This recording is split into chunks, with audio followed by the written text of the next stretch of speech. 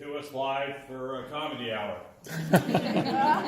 He's doing stand-up comedy. He's got about 16 different costumes he's going to change into. He is a chappist, so be nice to him. He was a Marine, so you can be mean to him. So he did steal my birthday, 10 November. I'm still upset about that. Outside of that, with that, you can introduce yourself if you want any further away, and look forward to having that year. That's mine, thank you. Yeah. Well, yes, good evening and welcome to our monthly meeting of the Westerners here. I'm filling in since there was a gap in our speaker series unexpectedly. And so as I go along, if you remember a joke that seems, kind of brought to mind, audience participation is encouraged here because I'm putting this together kind of on the fly. I'm talking about Montana history, and I'm not a Montanan myself. I was born and raised in Los Angeles, in San Pedro, the port. So I grew up riding surfboards rather than horses, and most of my apparel here is put together for this occasion. And if you get something, I think I still kind of smell like Norm's Western wear, with boot leather and huckleberry shapes mixed together there.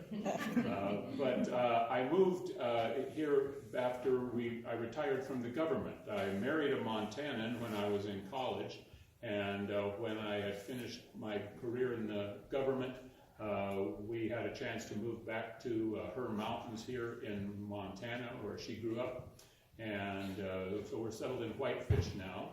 And so I am a Montanan by marriage anyway, but I didn't want to pass myself off as an authentic one. But I did work in Washington, D.C. for over 36 years, which is over half my life.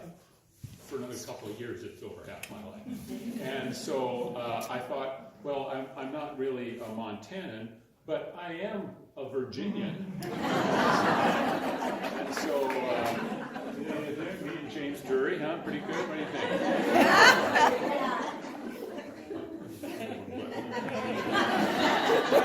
All right.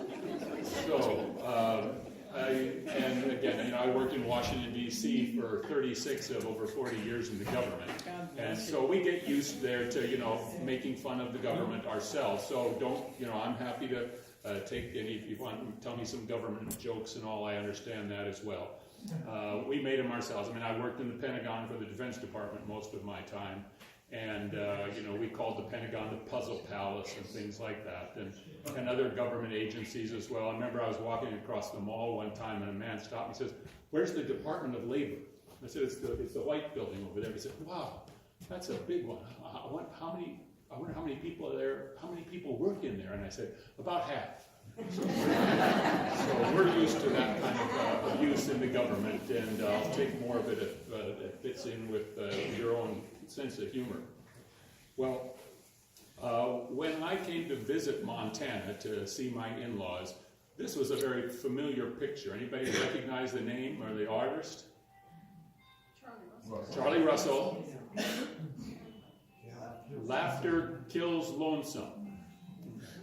Laughter kills lonesome. And that hung over the fireplace in my father-in-law's home, and was a centerpiece of his life, because his grandfather had come to Montana back in the early 1860s. He drifted west from New England, where he'd been raised, and then got hired by a cattle drive to help move some cattle up what became the Bozeman Trail. And in about 1863, got up to the area around Virginia City, and then eventually Diamond City, where he was working there. And so his entry into Montana was with the cattle drive. And so he had some cowboy stories to tell from that time in his life, of course. And one of the things, of course, that the title of the picture suggests is laughter kills lonesome. People in places like Montana doing hard work like cattle drive it helps to have some humor. And so that's part of that culture, and every culture has some humor to it, and that's what we're kind of studying a little bit this evening here. One of the obvious places for humor in cattle drive is the new guy, right? Tenderfoot, you know, well, howdy, pilgrim, right? That kind of thing. And Charlie was subjected to a certain amount of that, he said. He remembered he was suffering from chapped lips. And one of the other fellows said, well, you got your horse here, don't you? And he said, well, yeah, what was it? Well, you just go out there to your horse, lift his tail up, and give him a big kiss right there. He says, well, that'll cure my chapped lips? He says, well, it might not cure them, but it'll keep you from licking them so much. So, now, a lot of the humor, of course, around the cattle drive is poking fun at each other, and one of the things that they poke fun at quite a bit, of course, is the food. And so to protect the poor cook from abuse, they have what they call the chuck wagon rule, which is if you complain about the food, you have to cook the next meal. Okay, so, well, then that seemed fair, and I was checking into it, and I found that in the American, the humor of the American cowboy, they have a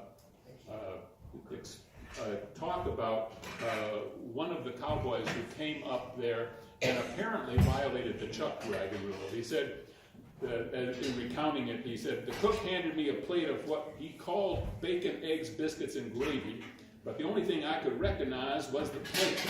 So I told him, these eggs cackle when I try and cut them. Half of this bacon piece is burned and the other half is raw. The biscuits are so gooey, you could use them for caulking compound, and I can cut the gravy into bite-sized squares to chew on while I'm riding drag. Just the way I like it. So he didn't break the chuck wagon.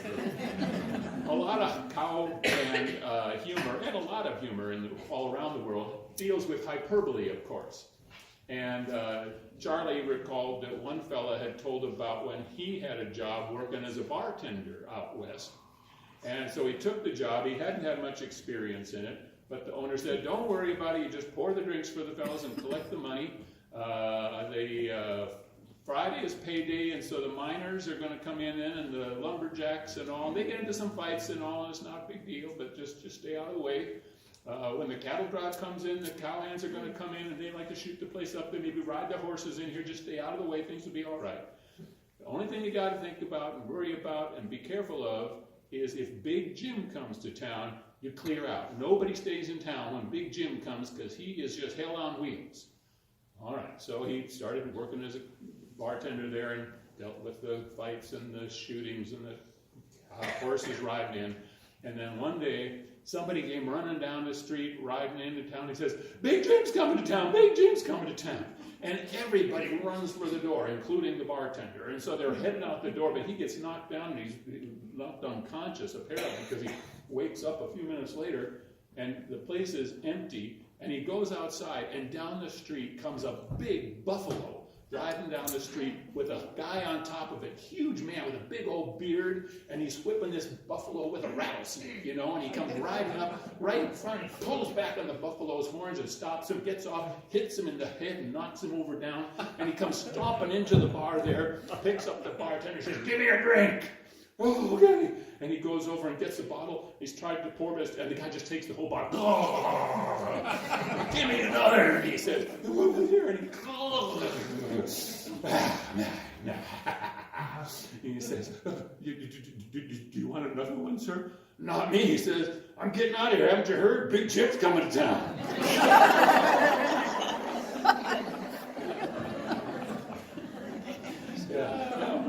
It wouldn't be cowboys, of course, if you didn't have something about Indians as well. And I did find there's an NDN collective, and it's got a website with some jokes. And I thought the one that I liked was about the fella who was on the reservation there, but he was having mental issues that he was concerned about. And so he went to the Indian Health Service, and they sent him to a psychiatrist who wanted him to talk about his mother and remember what he dreamt about last night and all, and that didn't seem to help. But he found one of the kind of the wise women of the tribe, and he went to her instead.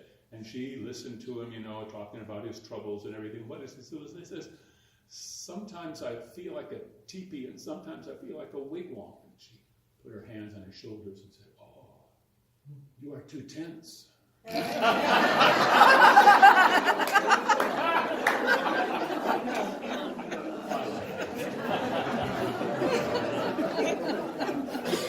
The other one they had was a Lakota who was a rancher out in eastern Montana, and he'd gone into the bank to get a loan, and they had him filling out papers and something. Well, what do you have for collateral? He said, "Well, I've got 500 head of horses," and they checked, and he did.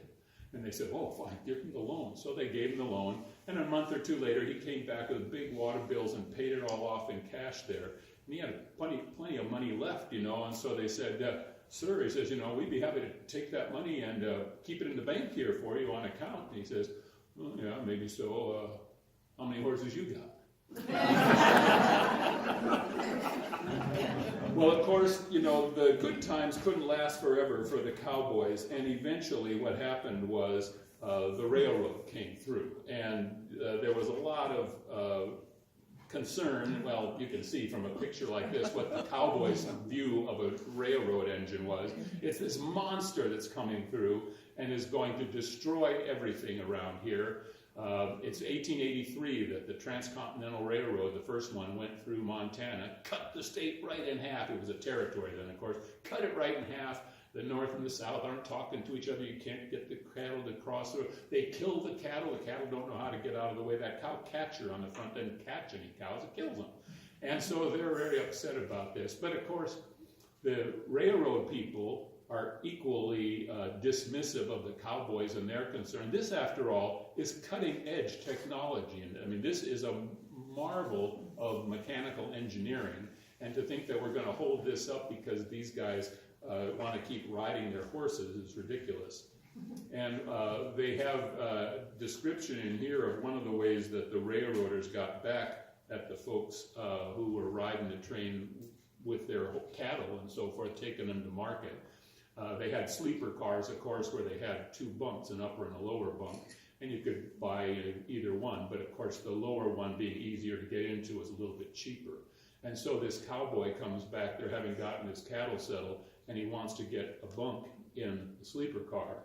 And he's talking to the fellow in charge there, the conductor and so forth, and he explains to him, says, "The lower is higher than the upper. The higher price is for the lower. If you want the lower, you will have to go higher. We sell the upper lower than the higher. In other words, the higher is lower. Most people don't like the upper, although it is lower on account of being higher. When you occupy an upper, you have to go up to go to bed, and down when you get up. You can have the lower if you pay higher. The upper is higher than the lower because it's higher. If you're willing to go higher, it will be lower." And the cowboy said, "Never mind, I'm going to go back and sleep with the cattle." The railroad, of course, didn't only bring the railroad itself, it brought other things. One of the big things that the railroad brought out west was industry. Some of you may recognize the yacht club at the north end of Flathead Lake there by Summers, and it's a very idyllic and bucolic looking place today. But back at the turn of the 19th into the 20th century, that was a big industrial place where they had a big mill that was taking lumber that would be floated down the river there and into this pond. So they've got a pond there where they can keep the logs until they're ready to take them into the sawmill there. And they would then have to take all this lumber through a lumber mill and turn it, almost all of it, into railroad ties. I mean, that's how big of an operation the railroad was. It had a big mill like this doing nothing but producing more railroad ties for more rail lines. There was a spur on the line, road went right down to Summers, where they would put the ties on the train there and send them off to wherever they were laying track that week.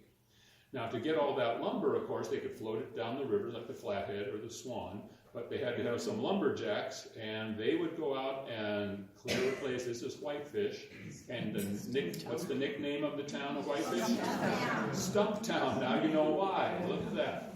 They've gone in there, and they would just cut it down. And you know, this isn't like it only happened way back then. I mean, we have people here. I know I've heard our historian, Rick Hull, talk about the fact that here in this part of Montana, within living memory, we used to clear cut sections right up to the edge of the section line, square miles at a time. And so this Stumptown picture here then is the sort of thing that brought a lot of people out here to work in the lumber industry.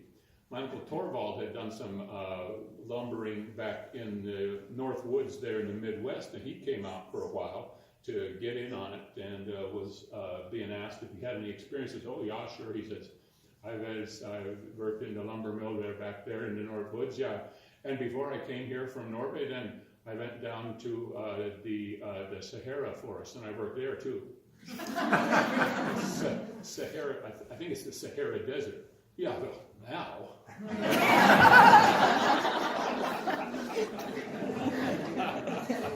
So some of them were out there lumbering. A lot of them, of course, worked in the mill itself and would have, you know, a big operation like this. It looks like this is maybe a Sunday picnic. You got some women in the background, so maybe the guys are bringing them over to their wives and girlfriends to see the place and all that. My Grandpa Torseth, my grandmother, her vivid memory as a 10-year-old in Stanley, Wisconsin, was the day they brought her dad home from the mill, the men carrying him because he had an arm cut off. And he worked the rest of his life there at the mill. He had a job as like, I think, a night watchman or something. They kept him employed. That was the only, you know, compensation in those days. But you can imagine, you have a big saw like that, and you don't have OSHA on the spot to keep you honest. There's going to be some folks getting injured and so forth. And also a lot of other things may be going on. I remember my Uncle Torvald said he was working in the mill here, and he had a guy next to him there. Swede Swenson. Yeah, Swede. He wasn't the sharpest knife in the drawer. But anyway, Swede was there, and they were working in the mill, and the Swede said, you know, the foreman on Wednesdays, he always leaves at 3 o'clock. He goes home early on Wednesdays. Yeah, well, he's the foreman, says Uncle Torvald. I guess he can do what he wants. Yeah, well, next Wednesday, I'm going to go home early. He said, well, I don't think that's a good idea, you know, but if they find out, yeah, who's going to catch me? The foreman's gone. So the next Wednesday, sure enough, the foreman left, and 15 minutes or half an hour later, Swede walks out. He's walking home pretty happy about himself, getting some time off like this. And he comes around the corner, and up ahead is his house, and just as he comes around the corner, he sees the foreman coming out the front door there, and he gives Swede's wife a kiss on the lips and a slap on the rump, and then goes walking off down the street. And Swede's hiding under a bush and sees all this, and he jumps up and goes running back to the mill and gets in behind there next to Uncle Torvald and says, oh, you were right, I almost got caught.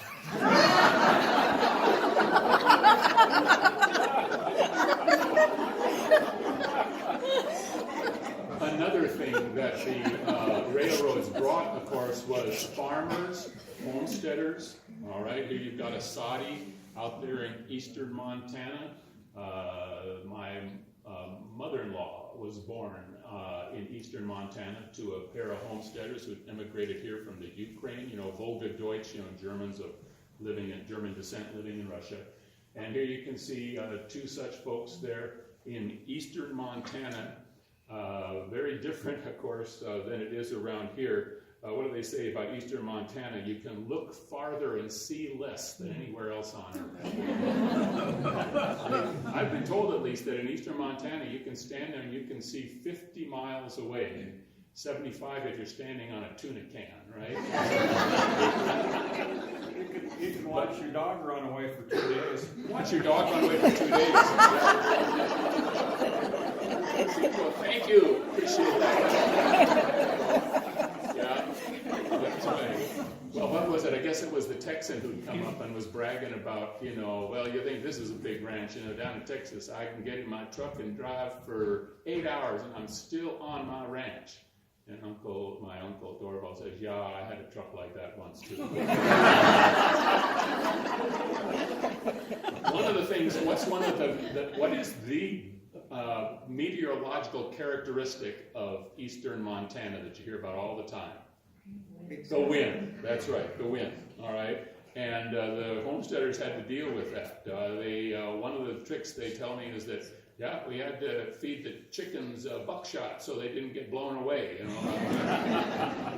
it's really hard to put up fences they'll hold because the animals just bust through them because the wind blows so hard that all the barbs get pushed down to the end of the wire and they just push yeah.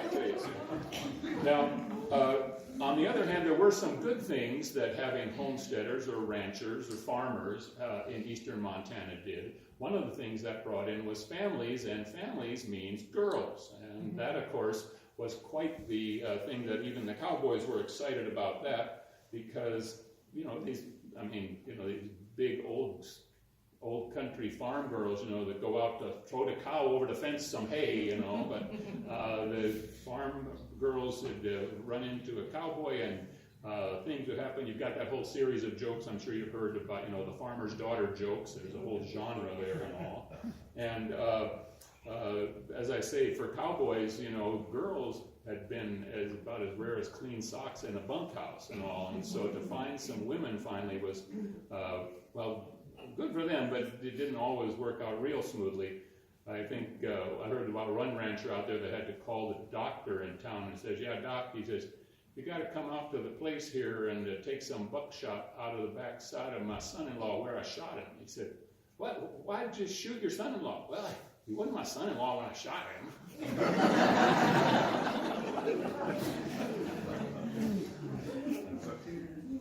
There was, the other thing, of course, is not just the ranching, because ranching shifted with some of these areas from beef to sheep. And of course, again, cowboys, sheep herders, they're anathema to a real cowboy, sort of.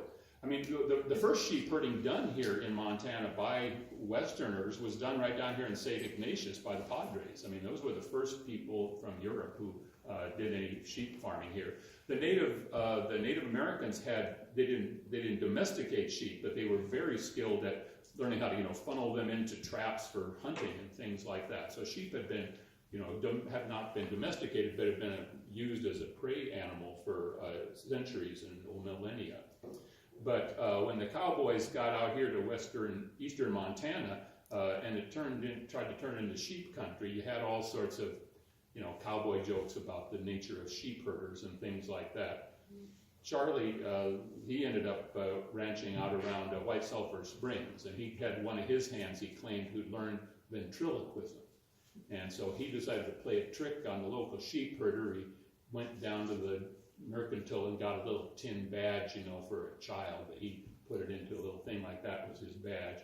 And then went out to whatever the sheep herders were, and he says that I'm from the Animal Welfare Agency. I've been here to check on your animals, make sure they're being taken care of properly. I'm from the Animal Welfare Agency. And so he goes, well, what are you going to do? He says, we'll just ask them a few questions and all, and I'll be on my way. He says, we'll just ask you, here's your dog here. Well, hey there, Rover, how you doing? How have you been treated? And then he does his ventriloquism, He said, I've been working, but I'm a sheepdog, so I'm used to working. I've got a dry place at night and everything, so I've got no complaints. All right, well, that's something. What was that? I had that dog. He's never spoke a word. And he said, well, we're from the Animal Welfare Agency. They'll talk to us. I've never heard of such a thing. He says, well, how about your horse here? Well, hello there, old Paint. Is the sheep herder taking good care of you?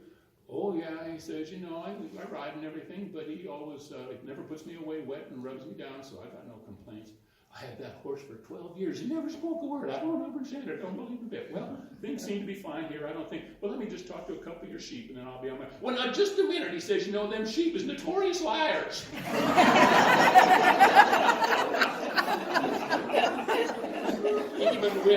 even with the jokes about sheep herding and things like that, the fact of the matter is that sheep herding paid. Maybe some of you recognize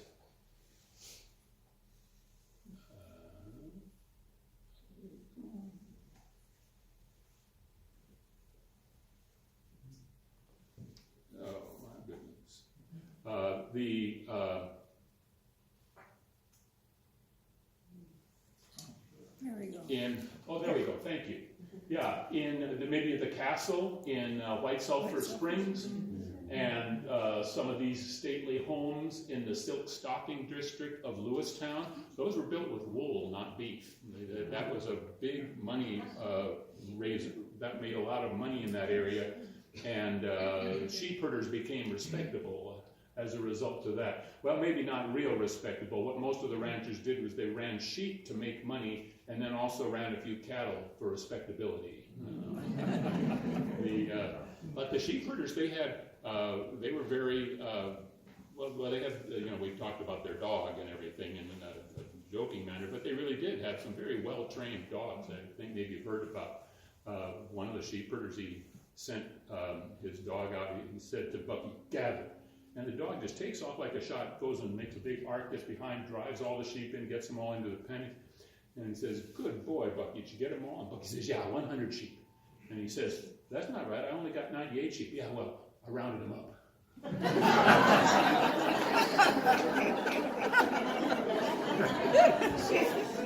So as I say, sheep made money, and in the end, that kind of counted for something. Now, there's other things, too, that make money here in Montana, but they're not necessarily respected or appreciated for it. One of those you might consider is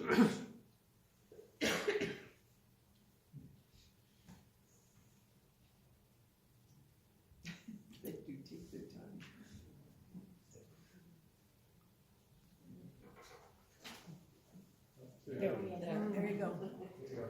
all right. We got it. When you consider all the money that tourists bring to Montana, it's a little surprising, I thought, to find a headline like that we are considered one of the least friendly states for people to come to. Maybe we figure we got such great stuff here, they'll come anyway, so we don't need to be nice to them, and that might be part of it and all. Of course, there's also, you can say that sometimes there are things that tourists do that maybe they earn their hate, if you will. All right.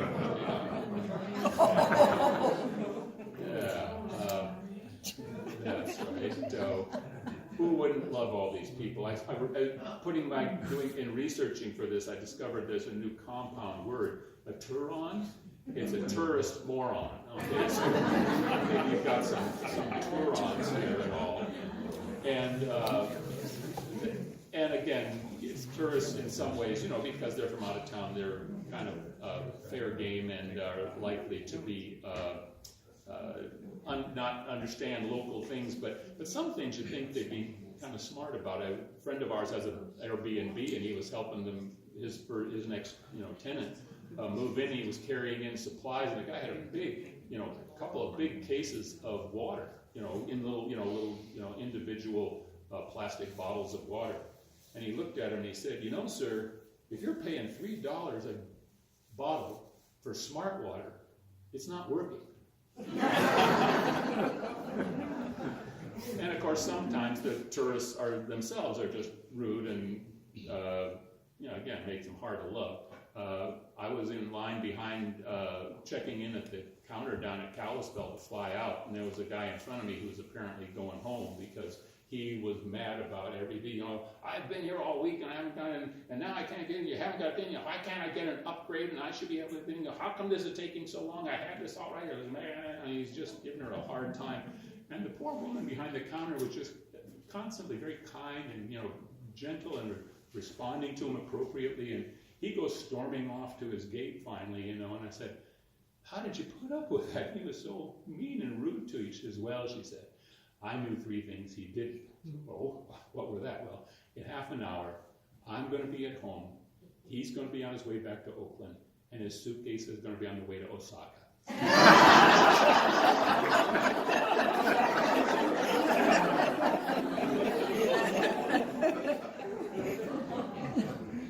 Sometimes, of course, the tourists are even, they may move here and, kind of take up residency at least part of the year and buy a ranch and things like that and maybe run for the Senate and so forth. And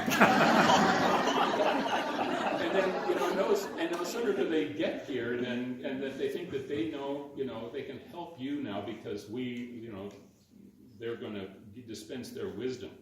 One of the men I work with has some cattle, and he'd been having trouble because his bull wasn't providing service. And he mentioned this to the new neighbor, and the neighbor said, "Well, I went to the veterinary there, and she gave me a pill for my bull, and he provided service real regular right after that." "Well, great. What's the name of it? How do I get it?" He said, "Oh, I don't remember the name, but it's round, and kind of big, like that, and it's green colored, and it's got kind of a pepperminty taste," he says.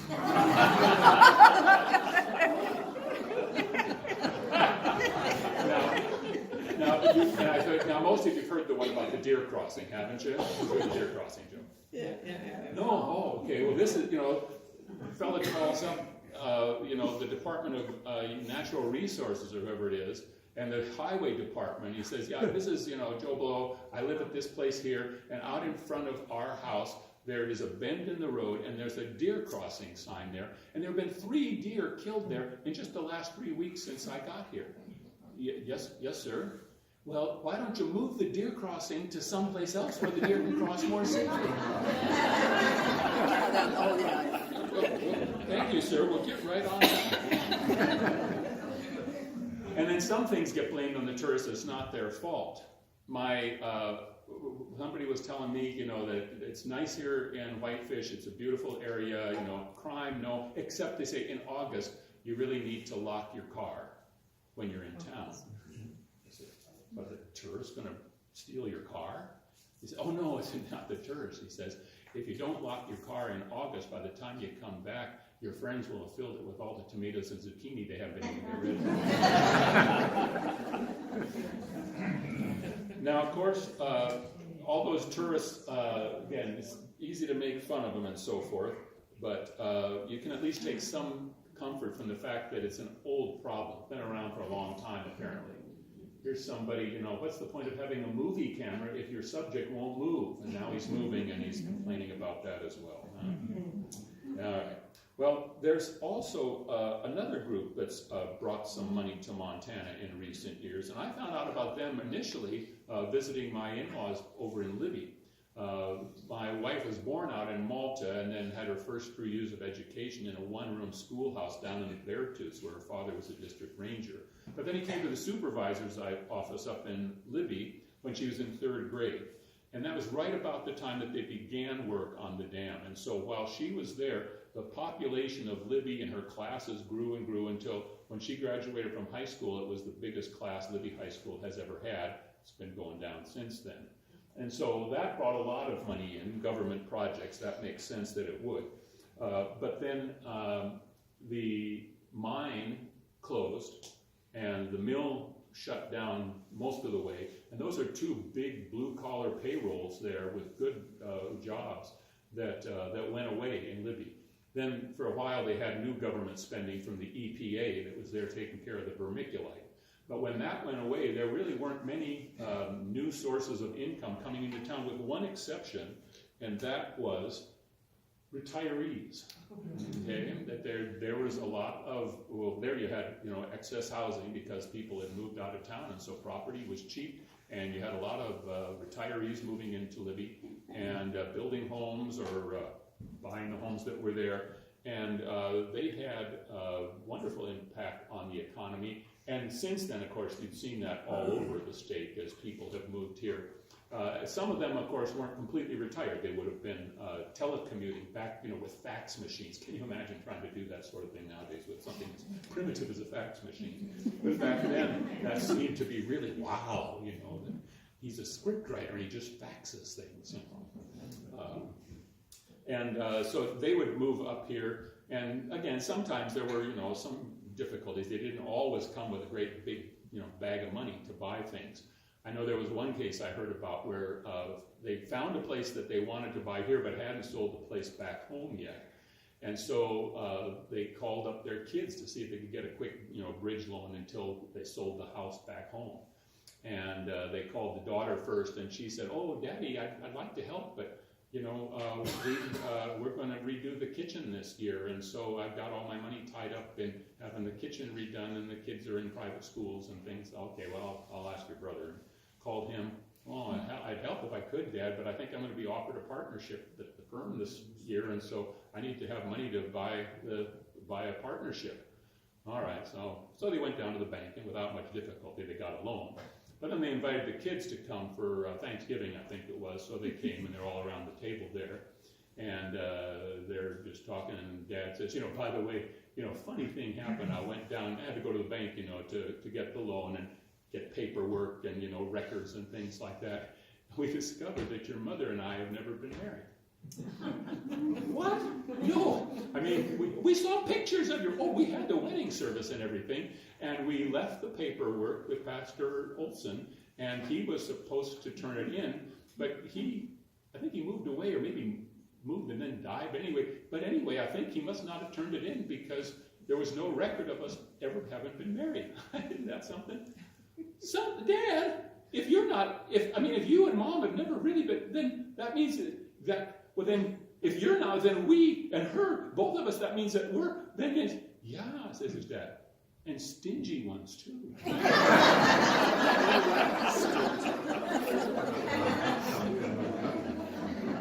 Of course, some of the retirees are a little further along in their golden years and all, and in some ways they're nice because, they don't want to cook anymore. They're going out to dinner. But I heard about one conversation as the two couples are going out to dinner. The men are up front trying to decide where they're going to go, And so the first guy said, "Well, so where do you want to go for dinner?" And I said, we went to a real good place. What's that flower? The carnation? No, the other, the tulip. No, the ones with the thorns. The rose, yeah, the rose. Hey, Rose, what was the name of that restaurant?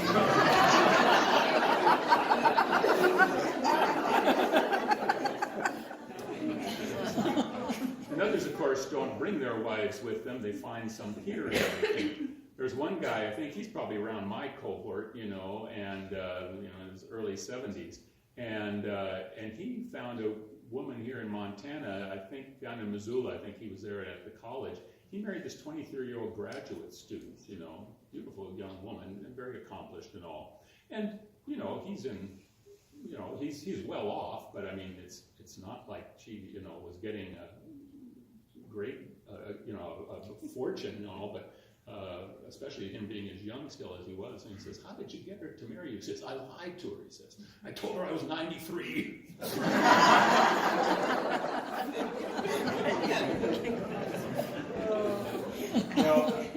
Those are some of the people that make up Montanans. And if there's in my mind, there was kind of one incident, and Dave Barry wrote, didn't he? Maybe you've read some of his articles about the reasonable speed limits that they had in Montana, where there's no speed limit per se, just whatever was reasonable. But of course, that wasn't always the case. And I remember when I was in college, and they had the energy crisis, they changed the speed limits and dropped them all down to a maximum of 55. Everybody remember that? Some of you at least